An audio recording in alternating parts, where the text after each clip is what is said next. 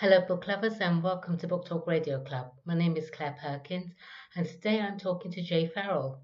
Jay Farrell is a Nashville, Tennessee based photographer who loves photographing abandoned structures. He has a passion for utilizing his camera to share the unique, distressed beauty of abandoned homes and structures that most of the world has forgotten. Sharing his adventures with the public through authorship and blogging inspires him as much as the adventures themselves. Hi, Jay. First of all, welcome and thank you for coming on Book Talk Radio Club. Good morning. How are you? Well, thank you. Jay, I have to ask, of course, why abandoned structures? I think I've always, found them interesting. I think even as a kid, kind of going places where not everybody else went because people left you alone. I think as kids, we just kind of valued that space. There was not too many of them in that part of New York where we grew up, but I've always kind of had a fascination for the distress and, why is everybody kind of forgotten about these places? There's still plenty of good materials, that sort of thing. And later on, as I got more into street photography and photojournalism and took a little bit of a fine art direction, I would bring models to abandoned buildings and factories that I could find. That used to be plentiful in Nashville. Right. Since I've relocated here. And I just really enjoyed the contrast between the model and the distressed building. Sorry, carry on. As the years passed, I'm sorry. Please, carry on. As time passed, I think one day, like a model was late or didn't show up, and I was photographing the building, and I thought to myself, this is actually less troubling and more rewarding. I'll just stick with this for a while, and sure enough. And it doesn't turn up late. Right, yes. You obviously enjoy taking photos as you have a wedding photography business. What or who inspired you to become a photographer? Good question. I was always an explorer. I used to like to go to old car junkyards and even search through glove boxes. I had a friend that his family owned one, and they didn't really care because the car was going to be crushed anyway, but I would find old camera film and coins and stuff like that. Mm. And I would just go out and use it.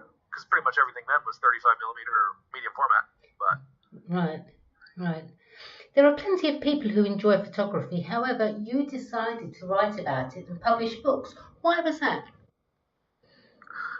I started off with just blogging about my abandoned building and, of course, other shoots and weddings. Two different blogs, of course. But this publisher in England found my blog with my abandoned building work, and I thought, wow, I don't know, me writing books. It wasn't something I really set out to do or even really thought of, but it kind of planted a seed. I almost thought it was a spoof email at first. I bet. If this guy knew like my attention span issues, maybe he would have picked somebody else. But of course, also people with that, we write about what we find interesting. Mm.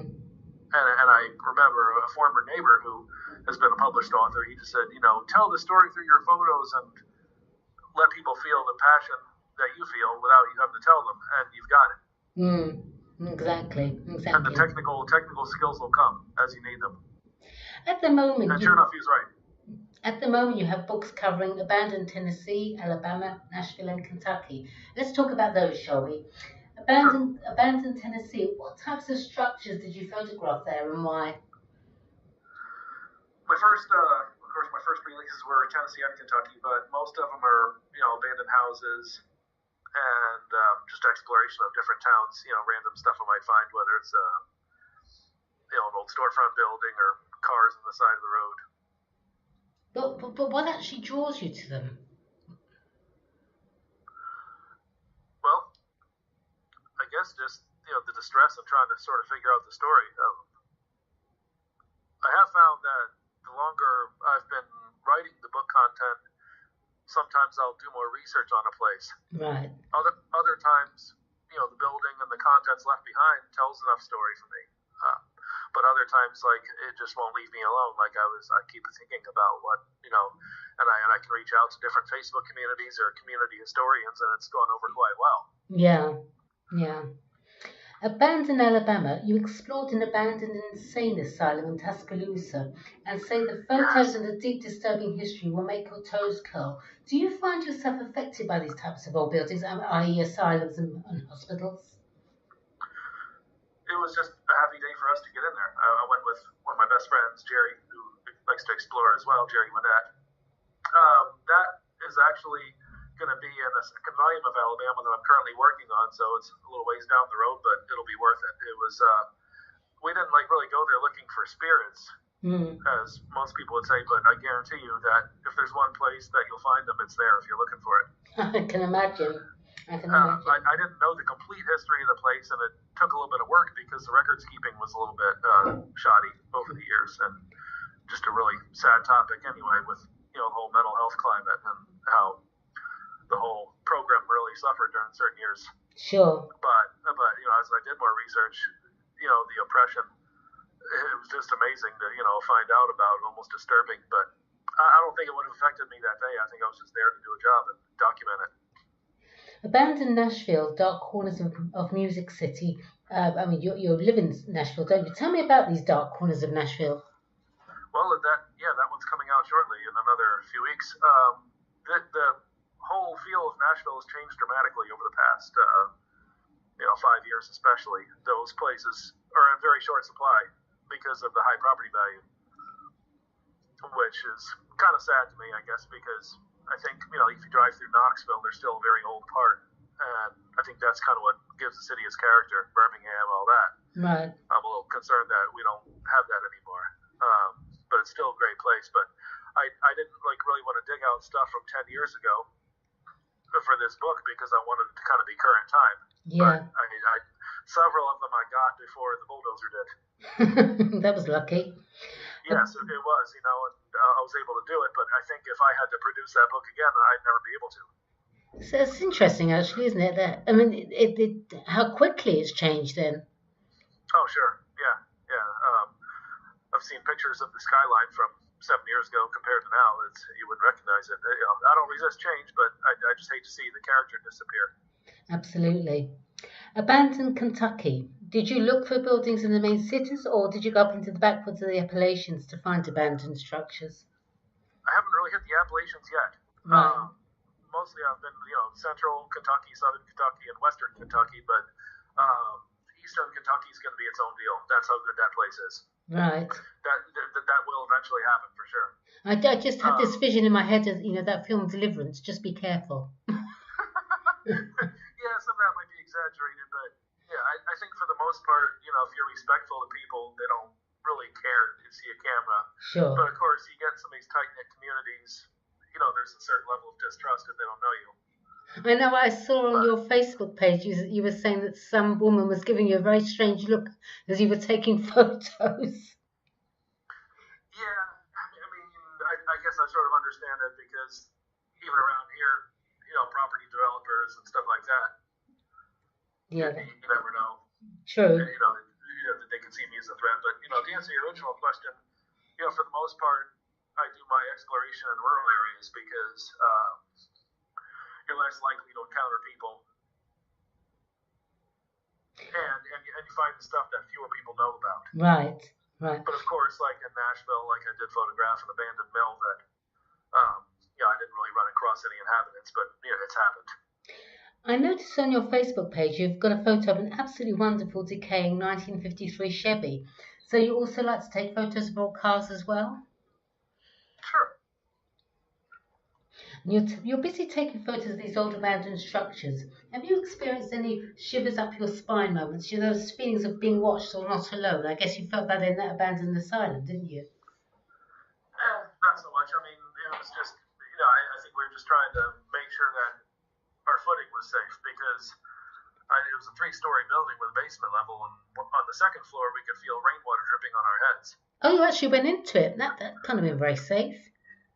Yeah, and it was like this. That area is really known for a lot of tornadoes and storms, and we think that's a ripped off part of the roof, but there was really nothing. We took a catwalk, like an outside staircase, up to the 3rd floor and looked in one of the doors, and there was just nothing left of the floor. So sometimes you got to be a little smarter than the building. I bet. But it's like I think if it's a moment where like I feel like white knuckle death grip, then that should tell me that I'm in the wrong business. Yeah. You just have to, but you do have to, due diligence. I've stepped on nails before, unfortunately. Ouch. Yeah, it wasn't fun. It was on Christmas Day too. Merry Christmas. What were you doing in an abandoned building on Christmas Day? Or maybe I shouldn't ask. Well, it's either that or sit around an awkward table. Yeah, I think I just kind of was just in a place where I needed to go explore. So, Jay, are you interested in architecture? And if so, any particular style, architecture? An architect? I'm especially fascinated by the Victorian and antebellum houses. They're beautiful. Yeah, and even the storefronts from that era. Yeah. Something that was built in like the 80s and was abandoned. It's not so interesting. As I found some really great places like this asylum and other places that you mentioned, I'm a little bit pickier about where I stop. Is there a particular abandoned structure or otherwise that you'd like to photograph anywhere in the world? That I'd like to? Yeah. Good question. I think if it's something that everybody knows about, I'm less likely to go to that one. Right. You can't name anything or anywhere? Obviously, there's things everywhere that people know about, but say if it's something that people travel to, then it's played out for me. Do you have plans to take your photos anywhere else in the USA, and if so, where? Well, I just did a few days in Mississippi. That was certainly interesting. I definitely enjoyed that. It means a lot more manual detective work, and you don't have any kind of home base, and it gets lonely on the road. It's very time consuming, and you have to be very, very patient. Right now, my plans don't include doing more unfamiliar states. Eventually, it could happen. I could do more there, but I think I'd like to stick to where I at least have some sort of home base, like here or Kentucky. Right. But I think the biggest thing is I'm going to be working on Indiana. That's going to be one of those slowly but surely deals. I'm not going to get in a hurry. And Eastern Kentucky will be its own for sure. So when can we expect to see the next in the Abandoned series, and in which state will it be? Well, in March, I'm going to have the first volume of Alabama coming out. That was, my very first time doing a book on a state with no home base. Right. So, it was a very exploratory and fun, and I think people enjoy it. And just know that there's more to come. I'm going to have Nashville coming out then. I'm not sure when others will come. There eventually will be a second volume of Kentucky, probably late this year. There's going to be East Tennessee. There's going to be another volume of Alabama. Eventually Mississippi will come out. A lot of these I'm still working on, but I'm quite excited. There's going to be a lot of them. Lastly, where can Book Talk Radio Club listeners purchase the Abandoned series? Well, in the U.S., it might be regional based as far as local bookshop availability, but Barnes & Noble, Books A Million, and all kinds of different local independent bookshops have them. And if not, they can certainly order them. I definitely encourage supporting them. Also, the larger outfits like Walmart and Sam's Club, Target, and of course, Amazon is a major seller. And I think even Amazon UK offers everything. Yes, absolutely. All right, well, thank you, Jay. Please come back on Book Talk Radio Club when you've published your next book. I'd love to chat with you and hear more. In the meantime, good luck for the future, and thank you, everyone, for listening to Book Talk Radio Club. Thank you very much, Jay. Thank you, Claire. Okay, bye now.